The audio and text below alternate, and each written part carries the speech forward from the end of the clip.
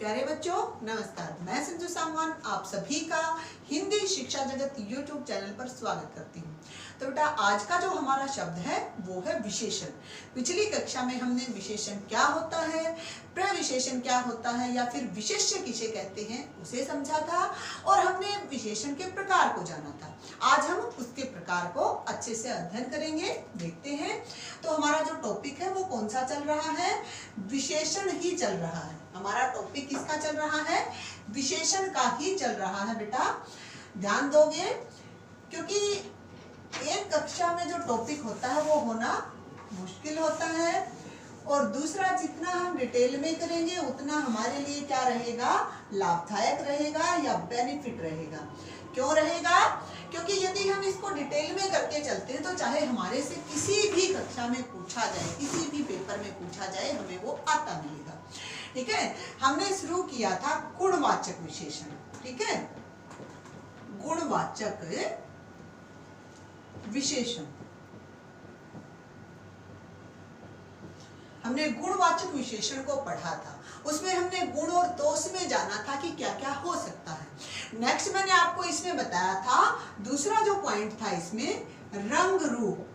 ठीक है, अब रंग कितने होते हैं बेटा, आपकी जो ज्योमेट्री बॉक्स होता है, आपकी ड्राइंग होती है, या तो आप उसके 12 के 12 कलर ले सकते हो। ठीक है, ये नहीं होता कि 2 ही रंग होते हैं, इसमें आपको बताने की जरूरत नहीं है।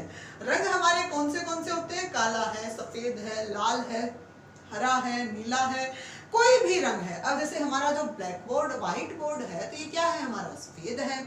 मार्कर कैसे चल रहा है, ब्लैक चल रहा है, काला है।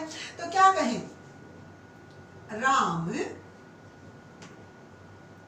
काला लड़का है। ठीक है, रंग रूप में आपके रंग भी आ जाएंगे और साथ में क्या, आपका जो चेहरा है, गुलाबी है, गेहुआ है, मतलब जो एक व्यक्ति के कलर होते हैं वो भी आ जाते हैं। क्योंकि रंग तो आदमी में तो सिर्फ 3 या 4 ही होते हैं, या तो गेहुआ हो सकता है, या गोरा हो सकता है, या काला हो सकता है, सांवला हो सकता है। तो आदमी के जो कलर होते हैं या व्यक्ति के या प्राणी के जो कलर होते हैं वो 3 या 4 ही होते हैं। और वैसे रंग हमारे लाल, हरा, सफेद, नीला, पीला बहुत सारे होते हैं। ठीक है, तो रंग रूप भी किसमें आते हैं, हमारे गुणवाचक विशेषण में। अब यहाँ पर ऐसे देते हैं और इसको रेखांकित करते हुए आपसे पूछते हैं कि काला शब्द है, तो ये क्या है, हमारा गुणवाचक विशेषण है। ध्यान दोगे क्योंकि काला शब्द यदि दिया गया है और ऑप्शन में विशेषण और गुणवाचक विशेषण दोनों दिए गए हैं तो आप प्राथमिकता इसको दोगे क्योंकि एग्जैक्ट में ये क्या है, ये गुणवाचक विशेषण है।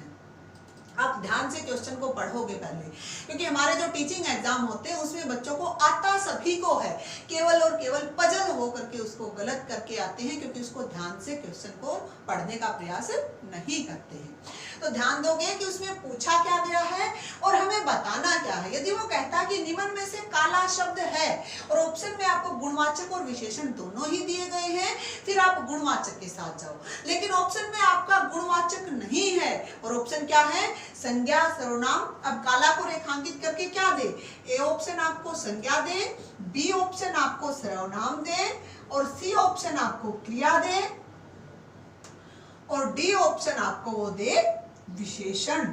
फिर हमारा जो काला शब्द है वो क्या है, वो हमारा विशेषण है। तो आप क्वेश्चन को ध्यान से पढ़ोगे, पहले ये देखो कि उसने क्वेश्चन पूछा क्या और ऑप्शन में दिया क्या गया है। आपको पता है कि वो विशेषण है, परंतु यदि ऑप्शन में ये दिया गया है तो वो क्या है, गुणवाचक विशेषण है। साथ में ही हमने क्या कहा, साथ में ही हमने कहा था रंग रूप के साथ आकार और प्रकार। ठीक है, आकार और प्रकार में क्या होता है बेटा, आकार प्रकार भी हम कब से करते आ रहे हैं, मोटा, पतला, लंबा, चौड़ा, तिरछा। ठीक है, ये ऐसे, ये क्या है बेटा, हमारे आकार और प्रकार। जैसे राम मोटा लड़का है, श्याम पतला लड़का है, नेहा लंबी लड़की है। ठीक है, मैदान चौड़ा है। तो वो क्या हो जाता है, हमारा आकार प्रकार में ये गिने जाते हैं। तो रंग रूप, गुण दोष, आकार प्रकार, ये किसमें है, गुणवाचक विशेषण में आते हैं। फिर आता है बेटा, मैंने आपको बताया था देश काल और वातावरण, ये मोस्ट इंपोर्टेंट है इसी में। क्योंकि देश काल और वातावरण जो होता है उसमें क्या रहता है, इसमें आपका पूछा जाता है, जैसे हमारा कोई कहे, अब पंजाब से आए हैं तो पंजाबी है, हम ये मान लेते हैं। राजस्थान से आए हैं तो राजस्थानी हैं, और हम यदि भारत के हैं तो हम क्या हैं, भारतीय हैं। तो बस यही शब्द आपको ध्यान रखना है। बिहार से हैं तो बिहारी हैं। देश काल और वातावरण क्या होता है कि जहां से आप बिलोंग करते हो और वही के बारे में जब आप बताते हो, देश काल और वातावरण, जिस वातावरण में रहते हो, जहां से आप बिलोंग करते हो, उसके बारे में जब आप बताते हो, वही देश काल और वातावरण में शामिल होता है। और वो किस में होता है, हमारा गुणवाचक विशेषण में होता है। तो ये आप ध्यान रखोगे। देखो अभी तक हमने 3 या 4 पॉइंट किए हैं। सबसे पहला हमारा गुण और दोष का था, फिर हमारा रंग और रूप का था, फिर हमारा आकार और प्रकार का था, और अब हमारा है देश काल और वातावरण। और देश काल में क्या, जैसे कहें कि राम भारतीय है। अब कई बार ये दे देता, ये एक ऐसे वाक्य आपको दे दिया और आपसे पूछता है कि राम भारतीय है, निम्न वाक्य में भारतीय शब्द क्या है। तो ये जो भारतीय शब्द है बेटा, ये क्या है हमारा, ये होता है हमारा विशेषण। ठीक है, आपको ध्यान रखना है, क्योंकि ये विशेषण क्यों है, क्योंकि ये राम की विशेषता बता रहा है। क्योंकि राम क्या है, राम भारतीय है, उससे संबंधित उसके देश काल के बारे में बता रहा है, इसलिए क्या है हमारा गुणवाचक विशेषण इसमें होता है। नेक्स्ट मैंने आपको बताया था स्वाद। ठीक है, स्वाद में हमारा वैसे तो 6 तरह के होते हैं, लेकिन खट्टा, मीठा, नमकीन, कड़वा, कसैला, तो ये क्या है हमारे स्वाद में आते हैं। यदि हम कहें, कोई भी ले सकते हो, जलेबी मीठी है, जलेबी मीठी है, जलेबी तो मीठी होती ही है, इसमें कोई कहने की जरूरत थोड़ी है। लेकिन जो मीठी है वो क्या है, वो इसकी विशेषता है कि भी जलेबी जो होती है वो मीठी ही होती है। यदि आप उसको कसैली बना लोगे, नमकीन बना लोगे, तो उसका स्वाद ही नहीं रहेगा। तो क्या है कि हमारी जीभ जो होती है वो 5 से 6 तरह के स्वाद को जानती है, और स्वाद की बात जहाँ आती है, या तो मीठा आए, या कसैला आए, या कड़वा आए, या नमकीन आए, ठीक है, वो सभी आपका किसमें है, वो सभी आपका गुणवाचक विशेषण में होता है। या आपका तीखा है, क्योंकि मिर्ची भी तो होती है, तो तीखा भी हमारा किसमें है, स्वाद को बताता है। तो मैंने आपको फिर बताया है कि ये सभी किसमें है, गुणवाचक विशेषण में है। फिर मैंने आपको बताया था कि भाई जहां पर गंध आए, अब कहीं से भी जाते हो, क्या कहें, सुगंधित है, या तो सुगंधित होता है,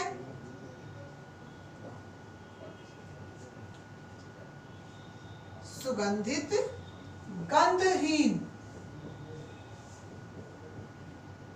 गंधहीन, ठीक है, सुगंधित है, गंधहीन है, या फिर बदबूदार है, या फिर खुशबूदार है। ये ऐसे ही शब्द हैं, या तो कोई सुगंधित है, या फिर गंधहीन है, या फिर बदबूदार है। अब कहीं से निकल रहे हो और बड़ी अच्छी फूलों की खुशबू आ रही है, तो क्या कहते हो, बाग में आम की खुशबू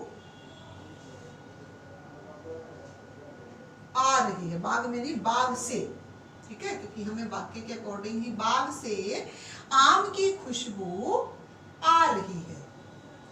ठीक है, अब यहां पर हमने क्या, आम की यदि खुशबू आती है तो क्या होता है बेटा, आम की खुशबू से, सीधी सी बात है कि बाग से आम की खुशबू आ रही है।